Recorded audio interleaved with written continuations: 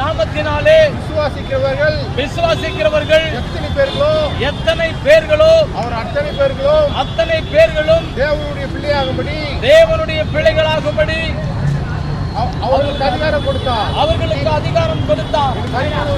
எனக்கு மிகவும் அருமையானவர்களே, அநேக காரியங்களை நம்புகிறோம். இந்த உலகத்திலே அநேக காரியங்களை நாம் நம்புகிறோம். ஒரு பக்தன் சொல்லுகிறார், எல்லாம் மாயை என்று சொல்லுகிறார். பூமிக்கு கீழே காணப்படுகிறது எல்லாம் மாயைதான். பூமிக்கு கீழே காணப்படுகிறது எல்லாம் மாயை என்று சொல்லுகிறார். ஒரே ஒரு உண்மை என்னவென்று சொன்னால், அண்ட சராசரத்தை உண்டாக்கின தெய்வம் நம்மை பாவத்திலிருந்து விடுதலையாக்கும்படியாக மனித சாயலாக இந்த பூமியிலே வெளிப்பட்டார். அவர் இந்த பூமியிலே மனித சாயலாக வெளிப்பட்டார். அவருக்கு இயேசு என்று பெயர் வைத்தார்கள். இயேசு என்று சொன்னால் அவர் தமது ஜனங்களின் பாவங்களை நீக்கி ரட்சித்து காப்பாற்றுகிறவர்.